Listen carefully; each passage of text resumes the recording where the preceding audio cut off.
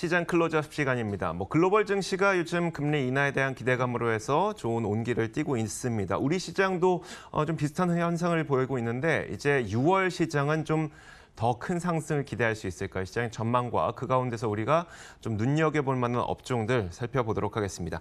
하이투자증권 상품전략실 이동근 차장 모셨습니다. 어서 오세요. 네. 자, 일단 금리 인하에 대한 기대감 덕분에 시장이 올라가고 있어요. 6월 시장에 대한 전망을 좀 간략하게 좀 들어볼게요, 먼저.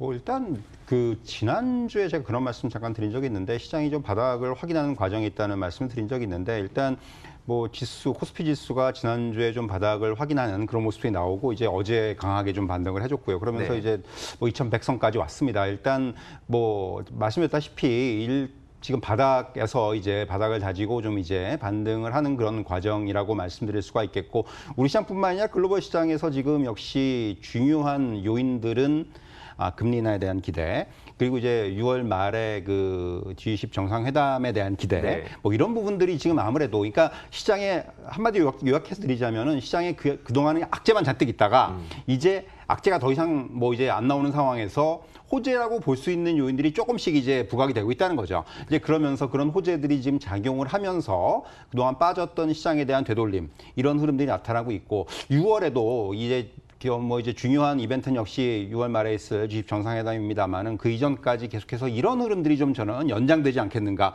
그렇게 말씀드릴 수 있을 것 같아요. 자, 이런 기대감이 연장이 되기 위해서는 사실 굉장히 아이러니하게도 지표가 안 좋아져야 되는 상황이 됐잖아요. 일단 5월 미국의 고용 지표는 안 좋았습니다. 성장률 지표도 좀 안 좋아야 될 것 같고 여기에 대한 좀 전망을 내주시면요. 사실 한 몇 주 전에 앵커하고 저하고 이제 그런 말씀 드린 적이 있어요. 네네. 지표가 안 좋아야 된다는 말씀을 네, 드린 적이 있는데 공교롭게도 지금 그렇게 이제 지금 상황이 전개가 되고 있습니다. 사실 5월 고용시장 쇼크가 몇 가지 좀 이제 가지고 올 수 있는 파장들이 있습니다. 먼저 이제 지금 나타나는 것처럼 정책금리 인하 압력이 굉장히 강해지고 있고요. 지금 이 고용시장 쇼크로 끝나는 것이 아니고 사실 2분기 미국 성장률도 조금 기대에 못 미치는 수준을 기록할 수 있는 그런 가능성이 높아졌습니다. 네. 그리고 이러한 기조가 어쩌면 만약에 이 미중 무역 분쟁이 이대로 이어진다면은 하반기에도 좀 둔화가 될 수 있는 그런 상황까지 왔다는 거죠. 결국 이러한 흐름들은 연준의 조기 금리 인하를 압박하는 요인으로 작용할 가능성이 크고요. 그리고 이제 또 하나 역시 정치적인 부분이 중요하다고 생각을 하는데 미국의 경기 둔화가 정치적으로는 결국 트럼프 대통령의 재선 확률을 낮출 수밖에 없습니다. 이게 사실 가장 중요한 건데 어떻게 보면 트럼프 대통령 입장에서는 지금 하고 있는 이런 행동들, 중국과의 관계, 최근에 멕시코와의 관계 이런 것들이 결국은 사실 정치적인 의도들이 다분히 있는 거거든요. 그렇죠. 그럼에도 불구하고 이렇게 좀 의도대로 좀 안 되는 거죠. 지표가 이렇게 의도대로 안 나온다면은 이 트럼프의 지지 기반이었던 경기 호황이 이어지지 않으면서 결국은 정치적인 위기 상황이 가능하다는 부분 이런 것들이 굉장히 중요할 거고요. 그리고 더불어서 달러화의 약세 압력이 좀 확대될 것으로 예상이 되고 있습니다. 이미 지금 원달러 같은 경우는 1,200원 막 돌파하다가 네네. 지금 쭉 밀렸잖아요. 그렇죠. 사실 이런 부분들 어떻게 보면은 이러한 경기 둔화 리스크 확대에 따른 금리나 기대감이 이 달러화 약세 압력을 높일 것으로 보여지고요.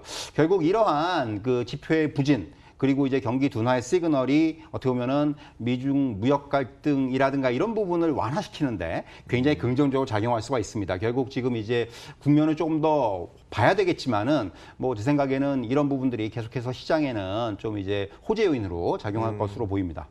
미국에서 금리를 언제가 될지 모르겠습니다만 인하할 것이라는 기대감이 지금 미국의 증시를 끌어올리고 있고요. 그 말은 즉 미국에 대한 기대감으로 돈이 글로 흘러 들어간다는 거잖아요.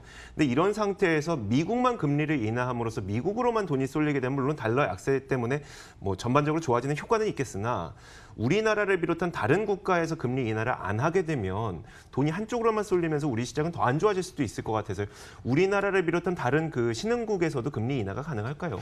사실 연준에 이어서 이번에 이제 지난주에 유럽 중앙은행 ECB도 완화적인 통화 정책 기조에 좀 동조를 하는 그런 이제 스탠스를 보였습니다. 사실 원래는 올 연말로 설정했던 제로 금리 유지 기간을 적어도 내년 상반 6개월을 연장을 한 거예요. 네네. 어떻게 보면은 금리를 당장 내린 건 아니지만은 어쨌든 간에 지금 ECB도 상당히 이번에 완화적인 이런 기조에 동조를 했다는 거죠. 또 이제 최근에 보면은 호주 같은 경우에 이제 호주 중앙은행이 기준금리를 1.5에서 1.25로 인하를 했고요. 인도 같은 같은 경우는 금년에 3번이나 금리 인하를 했습니다. 이번까지.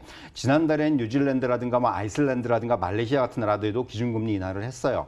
사실 이렇게 이제 주요 그 중앙은행들의 통화 완화 움직임이 나타나고 있다는 부분은 결국은 미중 무역 분쟁이 격화되면서 네. 글로벌 경제가 지금 수요 둔화에 직면할 것이라는 전망을 미리 반영하는 어떤 선제적인 조치다. 이렇게 좀 말씀드릴 수가 있겠고, 결국 앵커께서 말씀하셨다시피 하반기에 그러면은 한국은행은 어떻게 나갈 것이냐, 이게 네네. 이제 중요한데, 제 생각에는 한은도 지금 기준금리 인하 여부에 대해서는 이제는 검토에 들어가야 되지 않겠는가라는 말씀드릴 수가 있겠고, 이미 글로벌 투자은행들의 최근 보고서를 보면은요, 한국은행이 4분기 기준금리 인하를 단행할 것이다라는 전망들이 좀 이제는 상당히 많이 나오고 있습니다. 더군다나 이제 미중 무역 분쟁이 좀 심화가 될 경우에는 인하 시기가 좀 앞당겨질 수도 있다, 이런 네. 전망들이 나오고 있고요. 이미 지난달에 뭐 소수 의견이 나왔어요. 네. 그렇기 때문에 사실 뭐 한국은행도 지금 아직까지 뭐 시기가 언제다라는 말씀드리기는 어렵지만은 상당히 가능성은 좀 높아진 상황이 아니겠느냐, 그렇게 말씀드릴 수가 있을 것 같습니다. 좀 이런 질문을 드려보고 싶어요. 준비된 건 아니긴 한데 원래 우리가 금리가 인하됐을 때의 그 취지는 이거잖아요. 금리를 인하하게 되면 기업들이 자금 조달을 할 수 있는 비용이 줄어들게 되고 이자가 덜 나가니까요. 그럼 그 돈을 많이 빌려다가 여기저기 투자도 하고, 그래서 부가가치를 창출함으로써 경기가 좋아지게 되고, 그리고 경기가 좋아지고 부가가치를 창출하다 보니까 기업의 가치도 높아지게 되고, 이게 주가 상승이고요. 그런데 지금은 미중 무역 분쟁으로 기업들이 어떤 투자를 유예하거나 아니면 안 하게 되는, 좀 미루게 되는 상황이잖아요.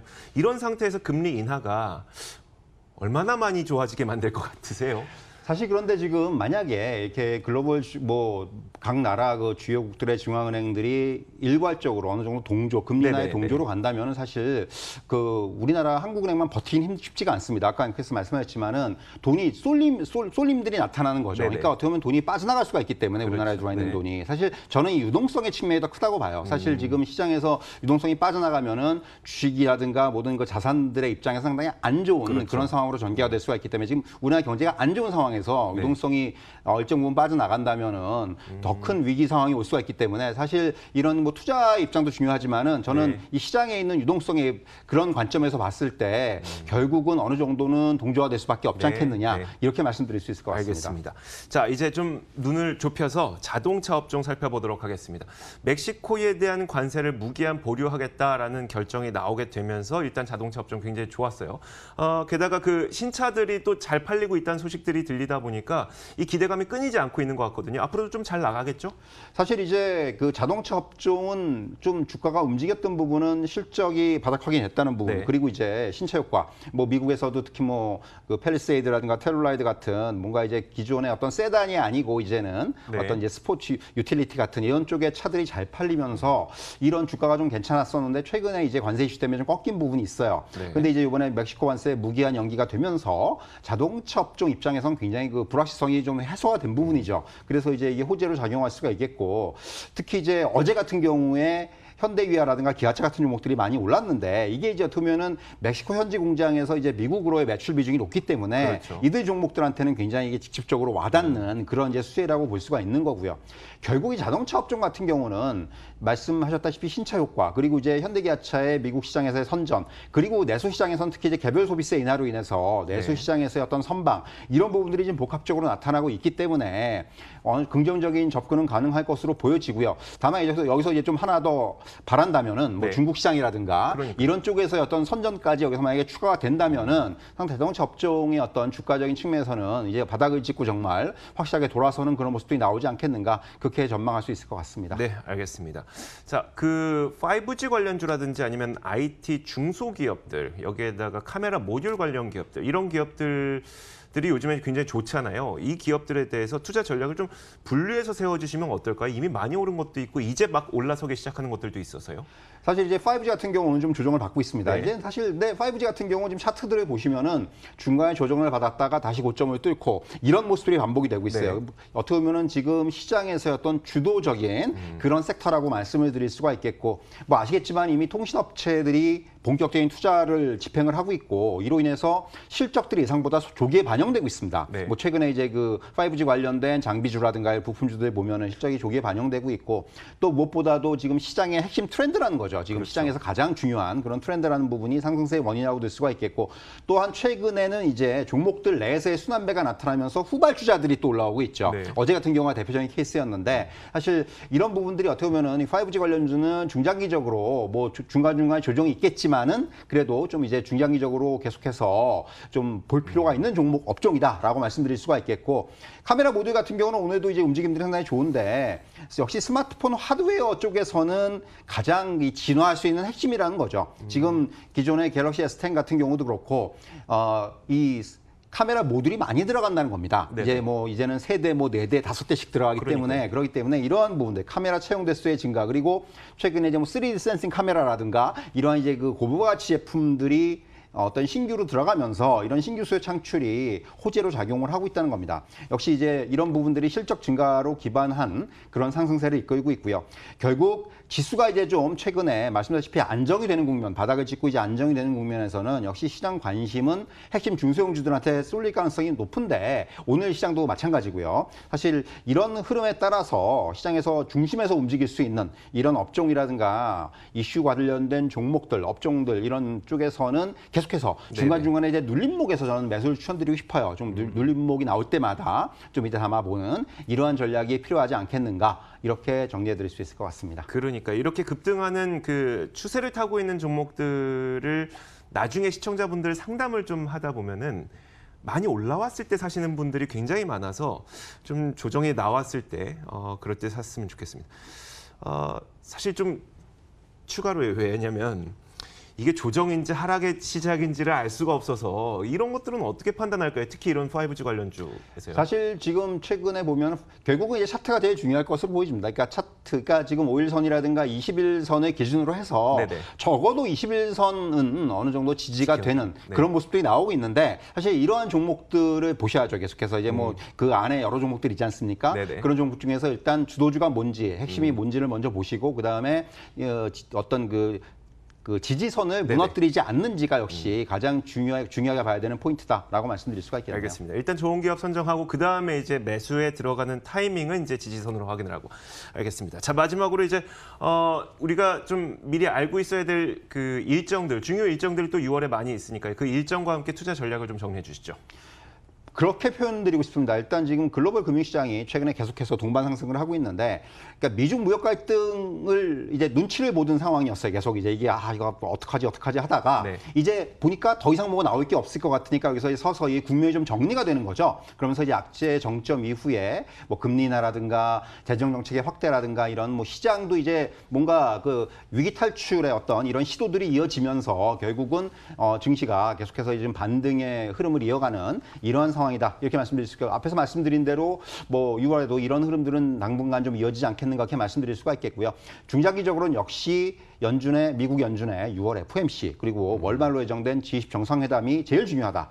금리 인하 가능성을 예고하는 변화들이 나타나는지 네네. 뭐 당장 금리 인하가 될 것 같지는 않습니다. 근데 이제 하지만은 이번에 이제 어떤 스탠스를 보여주는지 그리고 이제 과연 트럼프 대통령하고 시진핑 주석이 만나가지고 관세 뭐 재협상에 관련된 뭔가 얘기를 할 건지 이런 부분들이 굉장히 중요한 포인트라고 말씀드릴 수가 있겠고 일단 국내 증시 같은 경우는 환율이 좀 안정되고 있고요. 그리고 이런 그 글로벌 중앙은행들의 완화 정책에 대한 기대감 이런 부분들이 작용을 하고 있기 때문에 어느 정도 하방 경직성을 확보하면서 추가적인 반등 시도가 여전히 이어질 것으로 보여지고요. 말씀드린 대로 앞에서 이제 시장의 중심에 있는 5G가 됐던 카메라 모듈이 됐던 아니면 뭐 오늘 움직이고 있는 4차 산업혁명 관련주들이 됐건 간에 일단 이 눌림목을 잘 체크를 하시고 이런 쪽에서 한번 눌림목에서 매수하는 이런 전략이 필요하다. 이렇게 정리해드릴 수가 있을 것 같습니다. 네, 알겠습니다. 참 오랜만에 듣는 시장 상승 전망입니다. 자, 하이투자증권 상품전략실 이동근 차장과 함께했습니다. 오늘 말씀 고맙습니다.